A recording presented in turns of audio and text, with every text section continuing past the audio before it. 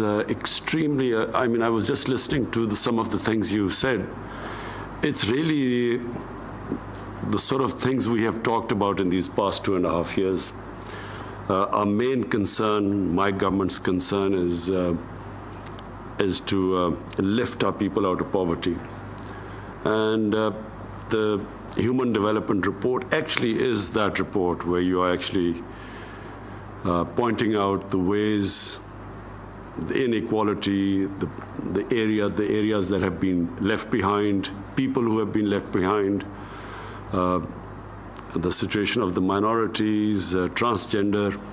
So for me, a civilized society is defined by the way it looks after its weaker section of the population.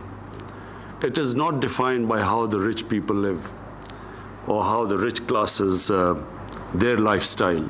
It is defined by how is it planning to reduce this inequality. And then the sort of things you've mentioned before too, before this report, this elite capture.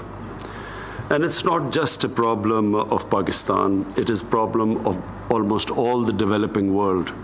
It is also, of course, a problem in the richer countries, where you see this incredible situation of about the last time, I think maybe it was the UNDP report, I'm not sure, where around about 60 people own about the same amount of wealth as about 3.5 billion people on this earth, which are shocking figures, because there has to be something wrong with the world order where such inequality exists and such, on one side, such opulence or wealth that can never be spent in 10 lifetimes.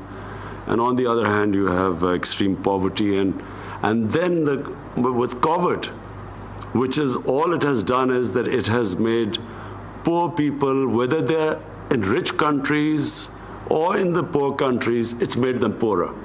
So more and more people have gone below the poverty line. It hasn't affected the rich people.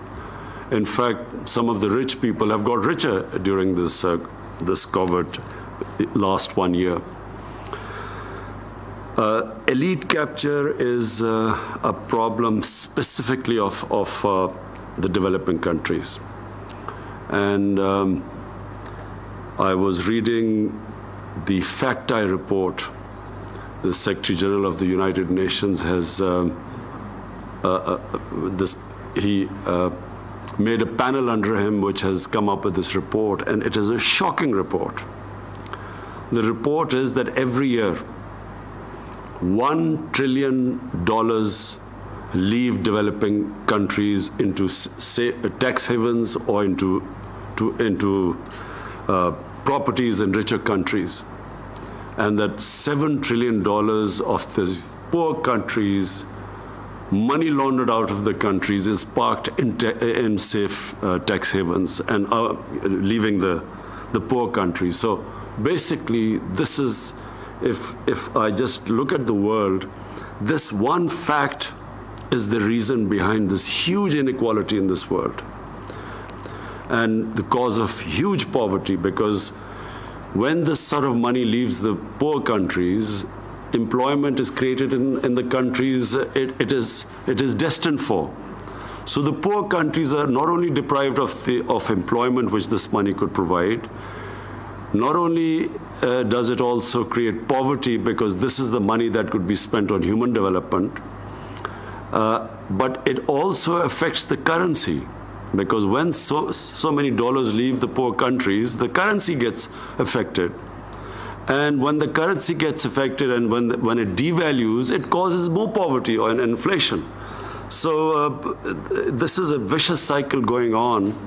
And really, unless something is done about it, I'm scared that the richer countries will have to build these walls to keep these immigrants, economic immigrants out who will be trying desperately, risking their lives to get to richer countries.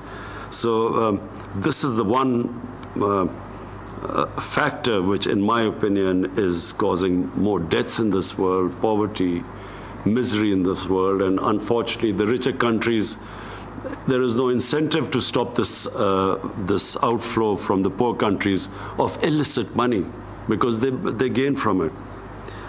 Now I come to the elite capture in our country, in our experience of 2.5 years. I'm proud to say that we are the first government that has gone after the cartels.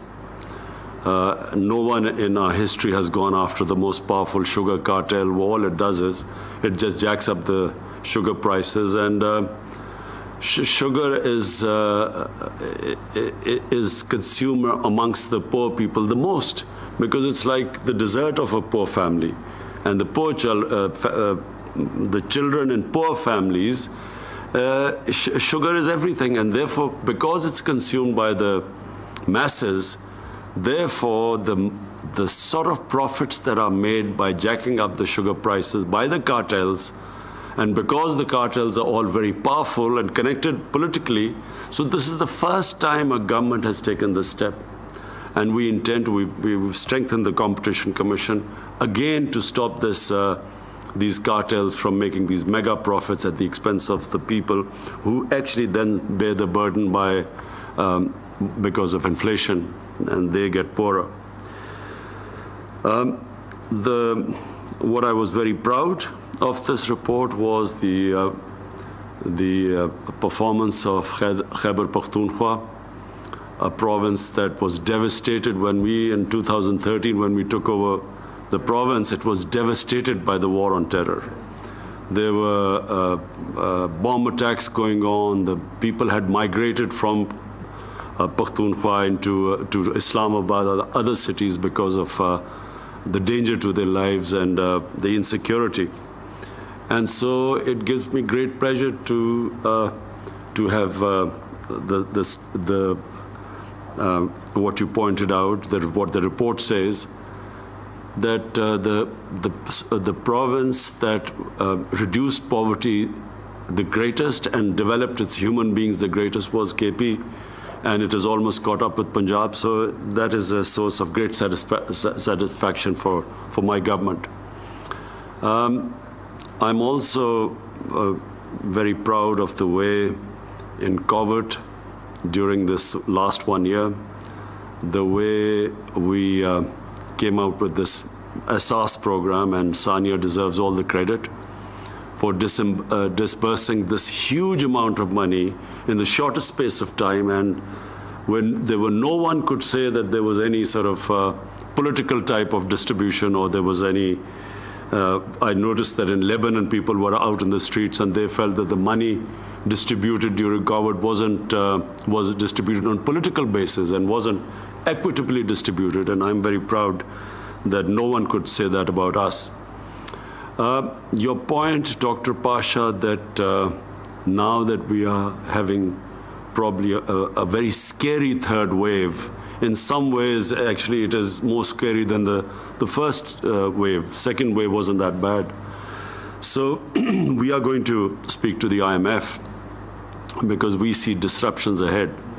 And just when our economy was recovering and all the indicators were positive, unfortunately now we will have to review the whole situation and a new SAS program, because the service industry has been badly hit everywhere in the world, but in Pakistan our service industry has been really badly hit. And now with this third wave we will have to give incentive packages. When we look at what the United States, with a population of 330 million, it's almost $4 trillion is what they have distributed, and our population with 220 million, we barely, $8 billion was the total incentive package we came up with. So I think it's time for a second package, and we will obviously talk to the IMF. And I think the head of IMF, I think she realizes, I've read her statement, she realizes that this is a very unique situation, and you cannot suppress demand, and you cannot impose conditions when people are already suffering. So we will I will personally talk to her, and as you quite rightly mentioned, Dr. Pasha, that the UNDP report clearly states that, you have to protect those because people affected are the poor people. The masses are affected everywhere in the world by the lockdowns and the disruption by the coronavirus. So we will be talking to them, and I look forward to reading in details your suggestions how we can protect the most vulnerable section of our society. Finally, all I would like to say is that this UNDP report is going to really help us, because you have gone into details. We talk in theory, but you will now, with all this data you've gathered, this will really help us in fine-tuning our policies.